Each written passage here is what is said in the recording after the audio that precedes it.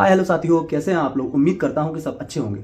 तो प्रमेय हमें ये सिद्ध करनी है। प्रमेय क्या कह रही है, यदि एक त्रिभुज का एक कोण, जैसे कि ये एक त्रिभुज है, और दूसरे त्रिभुज के एक कोण, जैसे कि ये दूसरा त्रिभुज है, के बराबर हो। यदि एक त्रिभुज का एक कोण, जैसे कि ये रहा एक कोण, और दूसरे त्रिभुज के एक कोण, यानी कि ये रहा दूसरे त्रिभुज का एक कोण, ये दोनों कोण बराबर हो तथा इन कोणों को अंतर्गत करने वाली भुजाएं, इन कोणों को, ये कोण है, इन कोणों को अंतर्गत कर दिया, कोण को अंतर्गत कर दिया इन दो भुजाओं ने, मतलब इस वाली में और इस वाली ने।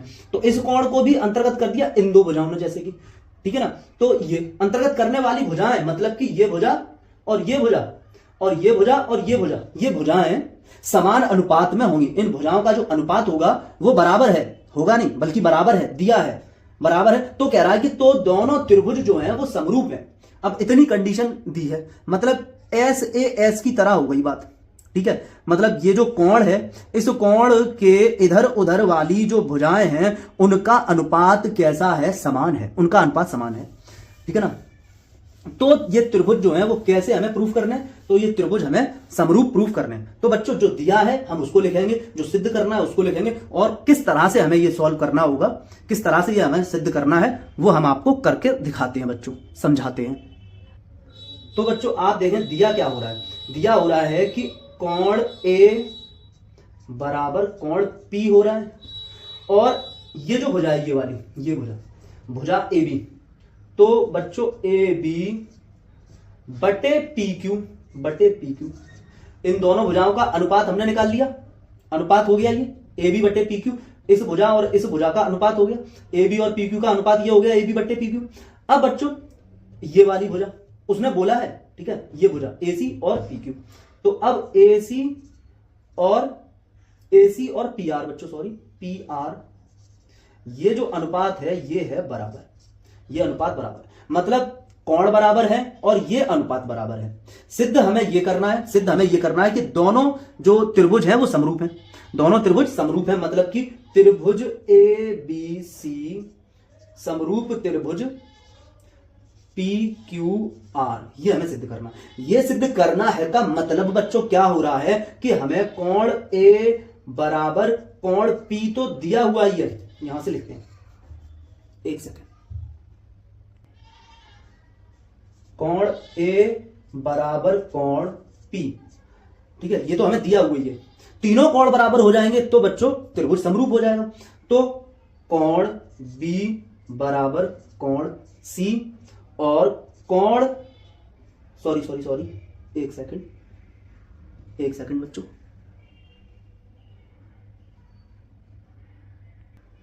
कोण क्यू है बच्चों, और फिर कोण सी बराबर कोण आर, कोण सी बराबर कोण R, angle C equals to angle R, angle B equals to angle Q, और angle A equals to angle P. ये हमें प्रूफ करना है। त्रिभुज एबीसी और पी क्यू आर समरूप प्रूफ करने के लिए ये तीनों कोण बराबर आ जाए तो हम कह देंगे कि त्रिभुज कैसे हैं, समरूप हैं बच्चों। अब हम क्या करेंगे, रचना करेंगे बच्चों, रचना। तो बच्चों हमारे पास तीन नियम या तीन रूल हैं। एक हमारे पास बीपीटी है, थेल्स प्रमेय है, जिसको हम कहते हैं आधारभूत समानुपातिकता प्रमेय, जिसको हम ये कहते हैं, और तो एक हमारे पास वो है। दूसरा हमारे पास एसएसएस से भी हम कर चुके हैं और ट्रिपल ए से भी हम कर चुके हैं, दोनों त्रिभुजों को समरूप। तो अब हमारे पास ये हो गई एक बीपीटी, जिसको हम थेल्स थ्योरम कहते हैं, आधारभूत समानुपातिकता प्रमेय, और ये तीन नियम है हमारे पास। उसके लिए बच्चों बीपीटी, अब एसएसएस तो हम नहीं कर सकते, ठीक है ना, और ट्रिपल ए भी हम नहीं कर सकते, ठीक है। ट्रिपल ए से ही करेंगे, लेकिन कैसे हम इन तीनों के कोण को बराबर कर दें, या कैसे हम सिर्फ दो भुजाओं में अनुपात समान दिया हुआ है, कैसे बची हुई दो भुजाओं में भी अनुपात हम समान कर दें तो कह देंगे कि ये समरूप त्रिभुज हैं, ठीक है। ये काम हम कैसे करें, बात ये है। इसको करने के लिए हम क्या करेंगे, तीनों कोण इसके और इसके बराबर करना आसान है, और उसके लिए हम बच्चों क्या करेंगे, रचना कर लेते हैं। इसके जैसा ही त्रिभुज इस त्रिभुज के अंदर बना लें, इसके सर्वांग सम, इसके बराबर ही त्रिभुज। तो हमने क्या किया, एक बिंदु हमने ए बी के बराबर एक पी डी बिंदु ले लिया, पी डी ये डी बिंदु ले लिया और ए बी के बराबर लिया, और ए सी के बराबर हमने पी आर पर बिंदु ले लिया, उसको हमने ई बोल दिया, ई, और हमने डी से ई को मिला दिया बच्चों। ये इस तरह से हमने डी से ई को बच्चों मिला दिया, इस तरह से। तो हम रचना में ये लिख सकते हैं बच्चों, ठीक है। हम रचना में क्या लिखेंगे, रचना में बच्चों हम लिखेंगे कि ए बी के बराबर हमने पी डी को खींचा है और ए सी के बराबर हमने पी ई को खींचा है। यहां तक समझ में आना चाहिए। अब बच्चों आप लोग एक बात को बहुत अच्छे से समझें, अगर मैं किसी तरह कोण बी को कोण क्यू के इक्वल कर दूं और कोण सी को कोण आर के इक्वल कर दूं, ये बात मैं अभी बता चुका हूं, तो ये दोनों त्रिभुज समरूप त्रिभुज हो जाएंगे, क्योंकि तीनों कोण बराबर हो जाएंगे ना। अच्छा, उसके लिए ट्रिपल ए से तीनों हो जाएंगे, ठीक है ना। तो उसके लिए हमारे पास वही है, आधारभूत समानुपातिकता प्रमेय है, एस है, तीनों कोण बराबर करने वाला भी नियम है हमारे पास। तो इनका यूज करके हम इसको खत्म कर सकते हैं। तो हम थेल्स प्रमेय से, यानी कि आधारभूत समानुपातिकता प्रमेय का यूज करेंगे और हम क्या करेंगे कि डीई जो है, डीई उसको क्यूआर के समानांतर हम पहले प्रूफ कर लें कि डीई और क्यूआर समानांतर है। अगर डीई और क्यूआर समानांतर हो जाएगा तो बच्चों कोण डी जो है और कोण क्यू जो है वो दोनों कोण बराबर हो जाएंगे, और ये कोण इसके बराबर पहले से ही है, ये कोण इसके बराबर पहले से ही है, नहीं है, यहां पर नहीं है, पिछले वाले में था। यहां पर ये कोण और ये कोण हम बराबर कर लेंगे और उसके बाद ये त्रिभुज और ये त्रिभुज कैसा हो जाएगा, हम सर्वांग सम कर देंगे। यहां तक बात समझ में आनी चाहिए, समझ पा रहे हैं। ये त्रिभुज और इस त्रिभुज को हम सर्वांग सम कर देंगे। बात समझ लें, पहले हम ये दोनों, ये डीई और क्यूआर को समानांतर कर लें, सिद्ध कर लें, समानांतर सिद्ध भी बोल सकते हैं। और फिर अगर डीई और क्यूआर अगर समानांतर हो जाती हैं तो हम ये कह देंगे कि कोण क्यू और कोण डी जो है वो दोनों बराबर हो जाते हैं, अब अगर उसके बाद हम क्या करें कि ये वाला त्रिभुज और ये वाला त्रिभुज सर्वांग सम कर दें। सर्वांग सम करने से इसके सभी कोण के बराबर हो जाएंगे। तो जब इसके सभी कोण के बराबर हो जाएंगे बच्चों, तो कोण सी कोण डी कोण बी के बराबर हो जाएगा, और कोण क्यू कोण डी के बराबर है, तो इसका मतलब कोण क्यू और कोण बी भी बराबर हो जाएंगे। तो ये मैंने बता दिया कि क्या करना है। अब करेंगे कैसे वो देखते हैं बच्चों। तो बच्चों ये भी हम दिया है कि अनुसार ही हम चलना प्रारंभ करते हैं। तो कहां से शुरू करेंगे, हम शुरू करेंगे कि बच्चों a b upon P q बराबर ए सी बटे पी आर दिया है। और बच्चों यहां पर हम ये कह सकते हैं कि ए बी के बराबर ही क्या है, ए बी के बराबर ही है पी डी, ए बी के बराबर ही पी डी है। तो हम ए बी की जगह पी डी लिख देंगे, तो क्योंकि ए बी और पी डी बराबर है, ए बी और पी डी बराबर है, तो बच्चों हम ए बी की जगह लिख सकते हैं P D upon P q बराबर ए सी की जगह हम लिख सकते हैं पीई अपॉन पी आर। यहां तक बच्चों बात समझ में आनी चाहिए।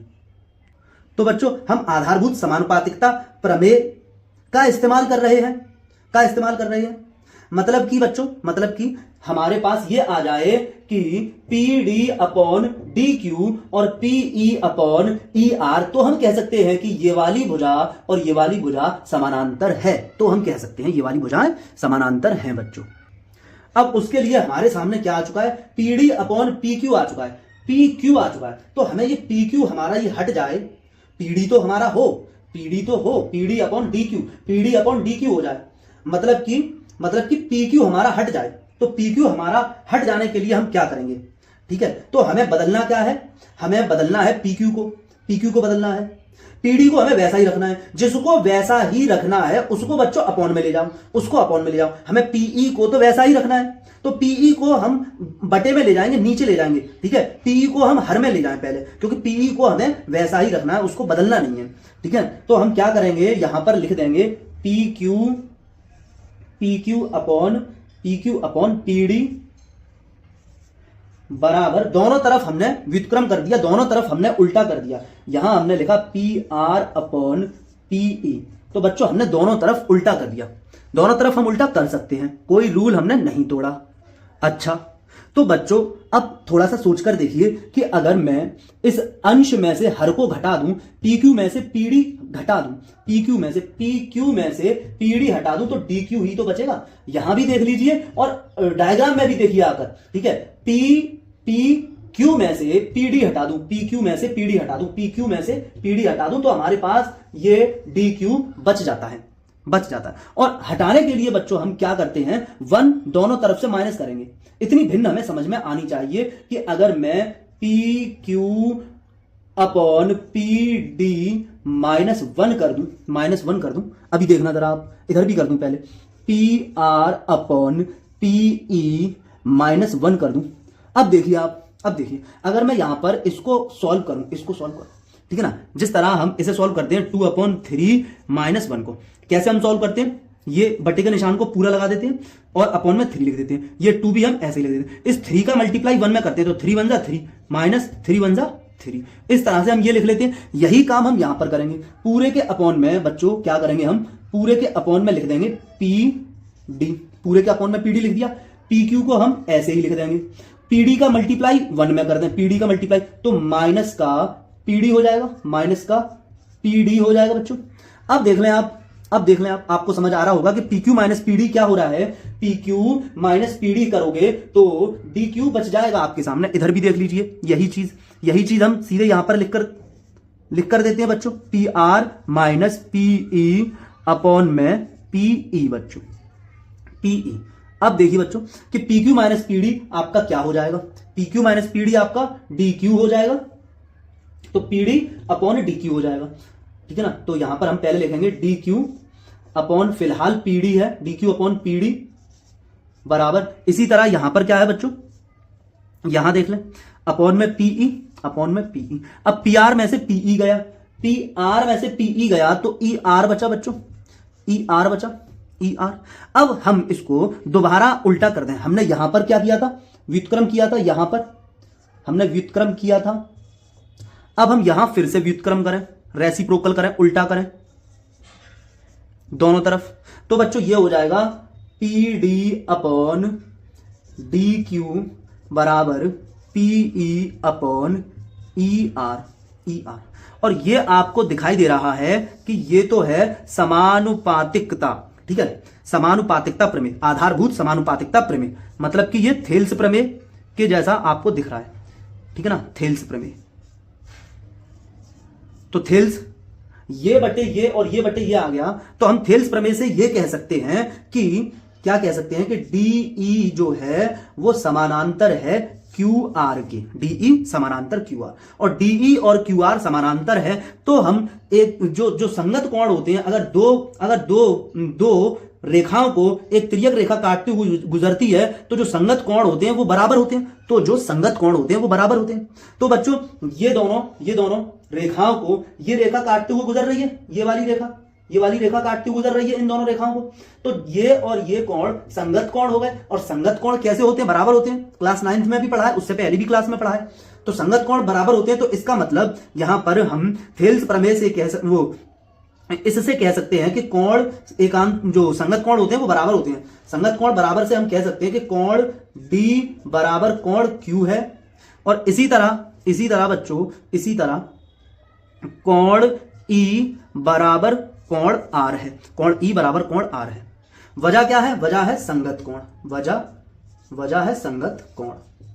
वजह भी बतानी होती है, हर बार वजह बतानी होती है बच्चों।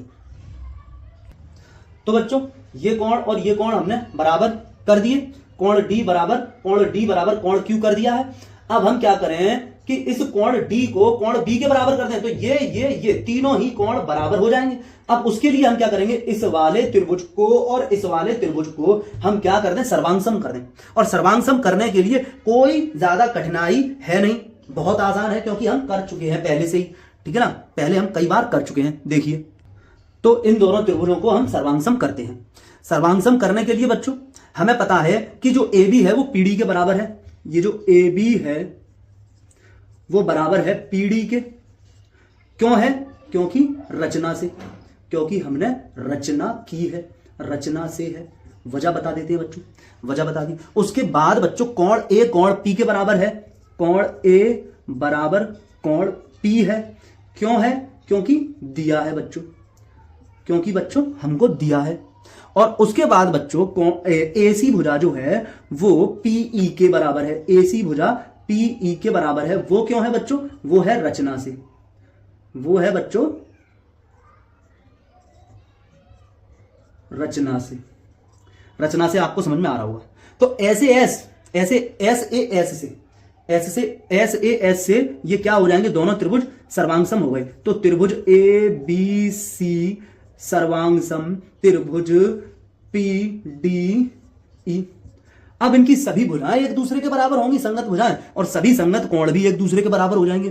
तो फिर हम ये कह सकते हैं कि कोण बी बराबर हो जाएगा कोण डी के, कोण डी के बच्चों। ठीक है। वजह सीपीसीटी, सीपीसीटी और हाँ बी डी के, और कोण जो सी है वो बच्चों बराबर हो जाएगा कोण ई के। और यही तो हमें करना था, ये तो मैं आपको शुरुआत में बता ही रहा था कि यही हमें करना है। इन कोणों को बराबर करने से वो ये दोनों कोण, ये तीनों ही कोण बराबर हो गए। ये इसके बराबर है, और ये बराबर हो गए, तो फिर ये तीनों ही कोण बराबर हो गए। अब आप लोग देख सकते हैं, आप लोग बड़े आराम से देखिएगा। यहां पर देखिए आप कि ये देखें आप कि कोण बी बराबर कोण डी है, कोण बी बराबर कोण डी है। अब ये देखो, ये हमने यहां पर कर दिया है कि कोण डी और कोण क्यू भी बराबर है। तो कोण डी की जगह हम क्या लिख सकते हैं? कोण डी की जगह हम लिख सकते हैं कोण डी और कोण क्यू बराबर है, तो कोण डी की जगह हमने कोण क्यू लिख दिया, और ये हो गया कोण बी। तो कोण बी और कोण क्यू बराबर हो गए। इसी तरह बच्चों, इसी तरह कोण सी और कोण ई बराबर है, कोण सी बराबर कोण ई है। और कोण ई किसके बराबर है? कोण ई है कोण आर के बराबर, तो कोण ई की जगह हम कोण आर लिख सकते हैं। तो कोण सी बराबर कोण आर आ गया। अब आप बड़े वाले इस वाले त्रिभुज में और इस बड़े वाले त्रिभुज में देखें कि तीनों कोण बराबर आ चुके हैं। ठीक है। कोण बी बराबर कोण क्यू आ चुका, कोण सी बराबर कोण आर आ चुका, और कोण ए बराबर कोण पी ये दिया हुआ है, कोण ए बराबर कोण पी ये दिया हुआ है। तो बच्चों फिर ए से ट्रिपल ए से हम ये कह सकते हैं कि ये दोनों जो त्रिभुज हैं ये समरूप हो गए बच्चों। ये दोनों त्रिभुज, ये त्रिभुज और ये त्रिभुज बच्चों कैसे हो गए? समरूप हो गए। इसलिए बच्चों, इसलिए त्रिभुज जो हमें सिद्ध करना था कि त्रिभुज ए बी सी समरूप त्रिभुज पी क्यू आर, ये बच्चों हमें सिद्ध करना था, और इसको ही हमने सिद्ध कर दिया है बच्चों। आपकी समझ में आना चाहिए, उम्मीद तो बच्चों आपसे ऐसी ही है। ए से हमने ये कर दिया है बच्चों। ठीक है। तो आपको ये समझ में आना चाहिए। तो पढ़ते रहिएगा, खुश रहिएगा। ओके बच्चों, थैंक यू।